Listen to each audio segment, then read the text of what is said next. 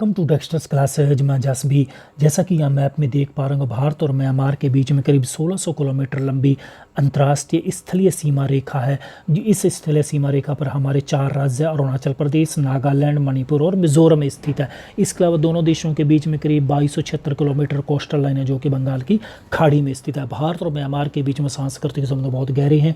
1937 तक तो म्यांमार भारत का एक हिस्सा हुआ करता था। और व्यापार की बात करें, दोनों देशों के बीच में करीब $2 बिलियन का व्यापार। इसके अलावा भारत एक्ट ईस्ट पॉलिसी और नेबरहुड फर्स्ट पॉलिसी के तहत भारी निवेश कर रहा है। और इसके अलावा हाल ही में जब हमारे विदेश सचिव और सेना प्रमुख ने 2 दिवसीय म्यांमार की यात्रा की, तो इस समय में काफ़ी घोषणा की गई, जिनमें प्रमुख रूप से ये कहा गया कि $6 बिलियन की एक पेट्रोल रिफाइनरी म्यांमार में डेवलप करने जा रहा है। जैसा कि यहाँ पर आप हिंदुस्तान टाइम्स का आर्टिकल देख पा रहे हो, foreign secretary and army chief to make first joint visit to Myanmar. और ये पहली बार ऐसा हुआ है कि जब हमारे विदेश सचिव और हमारे आर्मी चीफ संयुक्त रूप से म्यांमार की यात्रा पर गए, क्योंकि देखिए म्यांमार में सत्ता 2 केंद्रों द्वारा संचालित हो रही। एक तरफ जनता द्वारा चुनी हुई सरकार है, जो कि आंग सान सूची के नेतृत्व, दूसरी तरफ आर्मी के द्वारा वहाँ शासन संचालित किया जा रहा है वो लंबे समय तक। इसलिए बातचीत की सहूलियत के लिए इस प्रकार से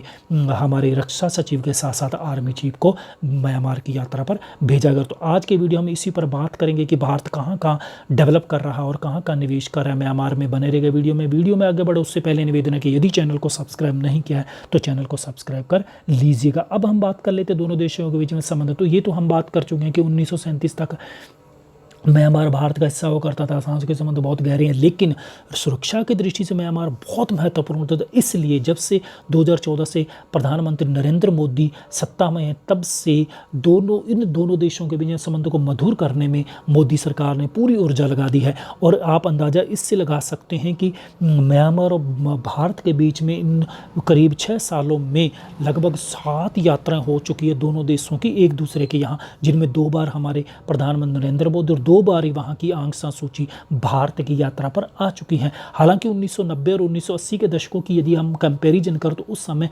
रिश्तों को ज़्यादा तवज्जो नहीं दी गई, ज़्यादा जोर नहीं दिया, क्योंकि उस समय वहाँ पर यानी कि म्यांमार में मिलिट्री शासन स्थापित था। और अब जब फिर उसके बाद वर्ष 2000 में जब अटल बिहारी वाजपेयी सत्ता में थे, तब उन्होंने इस दोनों देशों के बीच संबंधों को और मजबूत करने में अपनी प्राथमिकता दी थी। अब हम बात करें चाइना के साथ करें तो देखिए भारत के मुकाबले चाइना के साथ संबंध बहुत गहरे हैं, क्योंकि चाइना दशकों से म्यांमार में डेवलपमेंट कर रहा है, आर्थिक निवेश कर रहा है। इसके अलावा हाल ही में जनवरी 2020 में जब म्यांमार की यात्रा पर चीनी राष्ट्रपति आए थे, तो उस समय भी दोनों देशों के बीच में करीब 33 समझौतों पर हस्ताक्षर हुए। इसके अलावा करीब 1700 किलोमीटर लंबा एक रोड एंड बेल्ट इनिशिएटिव के तहत एक आर्थिक कॉरिडोर भी बंगाल की खाड़ी तक बना रहा है कौन? चाइना। जैसा कि यहाँ पर आप देख पा रहे हो कि चाइना का यहाँ पर यूनान शहर से लेकर पूरे म्यांमार को क्रॉस करते हुए बंगाल की खाड़ी तक आ रहा है, यानी कि दक्षिण पश्चिम म्यांमार तक एक आर्थिक कॉरिडोर बना रहा है, जो कि भारत के लिए एक बहुत बड़ी चिंता की बात है। भारतीय सिक्योरिटी की दृष्टि से भारत के लिए बहुत बड़ा एक चैलेंज है। इसलिए भारत लगातार यहाँ पर भारी निवेश करके किसी न तरीके से चाइना के BRI रोड को यानी कि बेल्ट एंड रोड इनिशिएटिव को काउंटर करना चाहता और म्यांमार को अपने पाले में लाना चाहता है।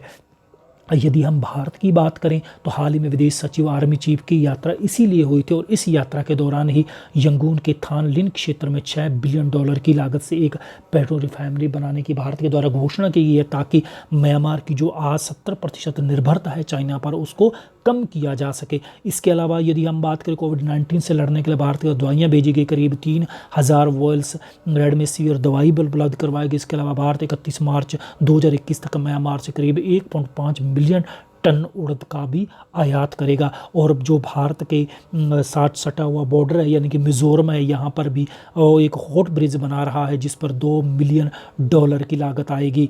इसके अलावा यदि हम बात करें कि सितवा पोर्ट को भारत डेवलप कर रहा है, जो कि मार्च 2021 तक चालू हो जाएगा, यह रखाइन क्षेत्र में है और ये डेवलपमेंट कर रहा है चाबार पोर्ट के तर्ज पर। और आपको याद होगा चाबार पोर्ट डेवलप किया जा रहा है ईरान में। जैसा कि यहाँ पर आप India Myanmar agree to target operationalisation to strategic Sittwe port in 2021। तो द वायर का आर्टिकल आप देख पा रहे हो कि 2021 तक ये रणनीतिक दृष्टि महत्वपूर्ण सितवे पोर्ट है, इसको डेवलप कर लिया जाएगा। इसके अलावा यदि हम बात करें कि सितवे और प्लेतवा के मध्य एक अंतर्देशीय जल मार्ग परिवहन टर्मिनल भारत डेवलप कर रहा है, जो कि वहाँ पर सितवे और प्लेतवा नदी के बीच में बनाया जा रहा है। फिर सितवे से लेकर भारत के बॉर्डर तक यानी पूर्वोत्तर भारत तक एक हाईवे बनाया जाएगा और इस हाईवे पर 69 पुलों का निर्माण किया जाएगा, जिस पर $78 मिलियन की लागत आंकी गई। और यह परियोजना हालांकि 2017 में ही मंजूरी दी गई थी। जैसा कि यहाँ पर आप देख पा रहे होंगे, ये है करीब यानी कि यहाँ पर बन रहा है कि यहाँ बंगाल की खाड़ी में सितवे पोर्ट से ये नदी से जाएगा, काला पानी नदी से होता हुआ जाएगा 158 किलोमीटर प्लेतवा, और प्लेतवा से फिर केलतवा के बीच में बन रहा है।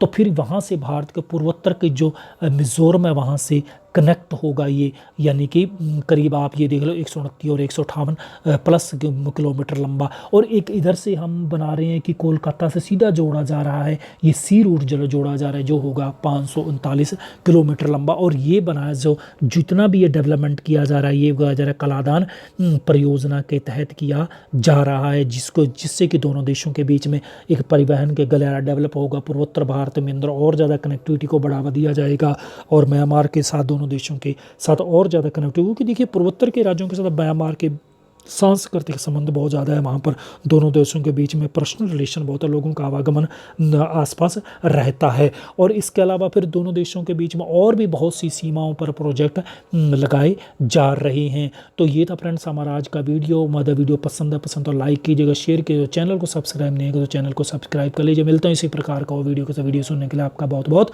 धन्यवाद।